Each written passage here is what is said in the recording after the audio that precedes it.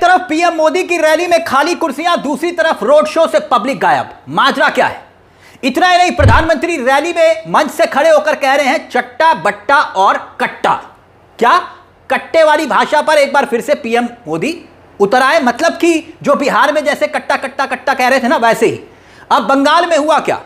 बंगाल में एक तरफ प्रधानमंत्री बोल रहे थे, मगर क्या वाकई में इस वीडियो में जैसे दिखाई दे रहा है प्रधानमंत्री बोल रहे थे मगर भीड़ नदारद थी? माजरा है क्या? किसने यह वीडियो शेयर किया? और दूसरी तरफ ममता बनर्जी, जहां पीएम मोदी मंच संभाले हुए थे, ममता बनर्जी पलटवार कर रही थी। और दूसरी तरफ आसनसोल में सड़कों पर मोदी जी का रोड शो, और रोड शो में आलम क्या दिखाई दिया उस पर भी हम आएंगे। मगर सबसे पहले प्रधानमंत्री के उस वीडियो पर आते हैं जिसमें दो दावे किए गए हैं, दो वीडियोज हैं। इस रैली में वायरल वीडियो की आखिरकार सच्चाई क्या है? चंद सेकंड का यह वीडियो जहां पर पब्लिक गायब दिखाई दे रही है और कुछ जगह पब्लिक उठकर जा रही है। मोदी जी की रैली, क्योंकि मोदी जी का मन रैली के बिना नहीं लगता। पश्चिम बंगाल में चुनाव, जहां चुनाव वहां मोदी जी। ऐसे में दावा किया जा रहा है कि इस रैली में, जहां पर हल्दिया में यह रैली चल रही थी, यह रैली में मोदी जी बोल रहे थे और पब्लिक गायब थी।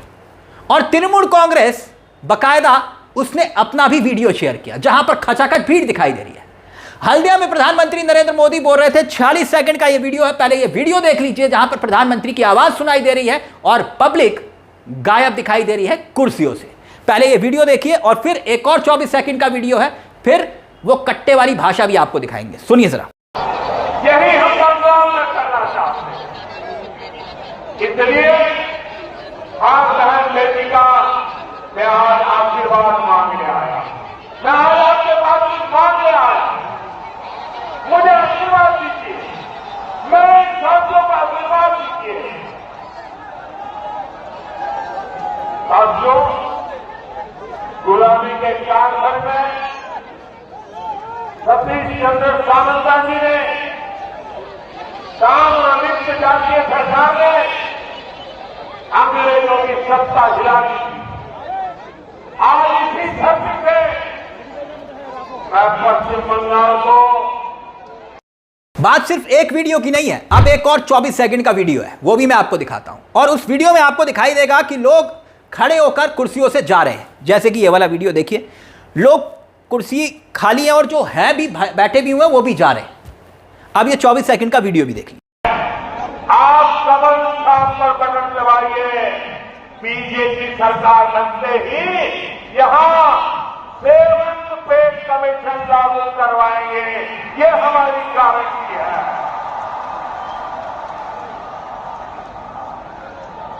साथियों, इन्हीं गारंटियों को ध्यान में रखते हुए, और ये बिल्कुल साफ कर दें, ये जो वीडियो शेयर किए हैं किसी और ने नहीं, ममता बनर्जी की पार्टी यानी कि टीएमसी ने शेयर किए हैं। और दावा ये कि हल्दिया में प्रधानमंत्री पहुंचे थे, बोल रहे थे, लेकिन कुर्सियां खाली थी और जहां पर लोग बैठे भी हुए थे छोड़ छोड़कर जा रहे थे। कभी हुआ करता था कि मोदी जी बोला करते थे, तब लोग छतों पर चढ़ के सुना करते थे, एक गजब का माहौल हुआ करता था। मोदी जी बोला करते थे, खूब तालियां बजती थी, सामने से नारे लगते थे मोदी मोदी मोदी। अब ये वीडियो जो है वो खाली कुर्सियों का दिखाई दे रहा है। अब सवाल भी खड़े हो रहे हैं, क्योंकि आरोप प्रत्यारोप दोनों तरफ से लग रहे हैं, घेरने की कोशिश हो रही है। अब असल में इस वीडियो के पीछे की सच्चाई क्या है?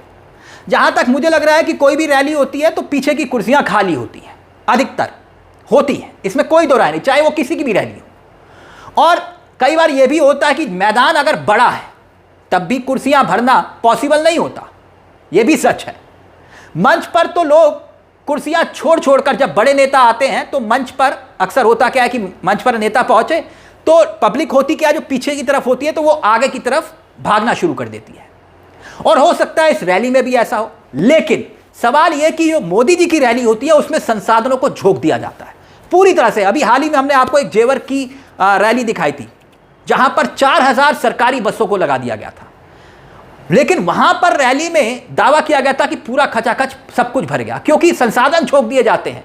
सबको टारगेट पूरा करना होता है कि इतने लोग लेकर आने हैं, लिखा जाता है बाकायदा, इस तरह कहा जाता है। लेकिन यहां पर तो सब खाली, और वो भी टीएमसी से चुनाव है और पश्चिम बंगाल का चुनाव है, तो कुर्सियां खाली होना बड़ा सवाल खड़ा करता है। खैर छोड़िए, अब पीएम मोदी की रैली में भाषा सुनिए। कट्टा बट्टा और चट्टा, ये मेरे शब्द नहीं है, प्रधानमंत्री के हैं। गणमान्य माननीय प्रधानमंत्री के। सुनिए और फिर उसके बाद ममता बनर्जी कैसे पलटवार कर रही है मंच से खड़े होकर, वो भी आपको दिखाएंगे। लेकिन पहले सुनिए कट्टे वाली भाषा, सुनिए। बंगाल ने हर पार्टी पर विश्वास करके देखा, पहले कांग्रेस, फिर लेफ्ट, फिर टीएमसी, लेकिन ये सबके सब एक ही चट्टे बट्टे के कट्टे हैं, एक ही चट्टे बट्टे के कट्टे हैं, एक ही चट्टे बट्टे के कट्टे हैं। लेकिन सबने एक ही काम किया, बंगाल के लोगों को धोखा दिया। खैर, एक तरफ पीएम मोदी की रैली जहां भीड़ नदारद बताई जा रही है और दूसरी तरफ टीएमसी ने कुछ वीडियोस शेयर किए, और वो तस्वीरें हमने अभी भी हाल ही में आपको दिखाई भी थी कुछ घंटे पहले। वो तस्वीरें थी दरअसल भवानीपुर की, भवानीपुर जहां पर ममता बनर्जी ने अपना पर्चा नामांकन दाखिल किया था, नॉमिनेशन फाइल किया था। और ममता बनर्जी जब नॉमिनेशन फाइल कर रही थी तब उस दौरान ममता बनर्जी के साथ हुजूम दिखाई दे रहा था, जबरदस्त तरीके से वहां पर लोग, पूरी खचाखच भीड़ दिखाई दे रही थी। वैसे ये ममता बनर्जी का अपना स्टाइल ऑफ पॉलिटिक्स है, ये राजनीति का स्टाइल है। वो सड़कों पर ही दिखाई देती हैं, लोगों के बीच में ही दिखाई देती हैं, चलना, पैदल मार्च करना, ये ममता बनर्जी का अपना सिग्नेचर है, ये उनका स्टाइल है। और ममता बनर्जी आगे आगे और पीछे पीछे हुजूम, यहां आप देख रहे होंगे। और इतना ही नहीं, दावा तो यह भी कि ममता बनर्जी की तो रैली में भीड़ आ ही रही है। अभिषेक बनर्जी जो कि टीएमसी के नंबर 2 हैं, उनकी रैली में भी जबरदस्त भीड़ बताई जा रही है।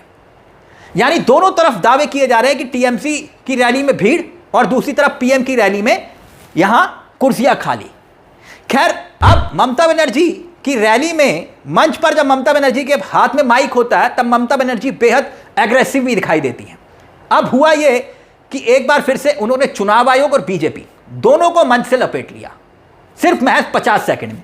শুনিয়ে যারা। আমি কালকে দেখলাম, আমি কৃতজ্ঞতা, ধন্যবাদ এবং শুভ নববর্ষ আগাম জানাই ইলেকশন কমিশনকে। আমি ওনাদের নামটাই উচ্চারণ করি না।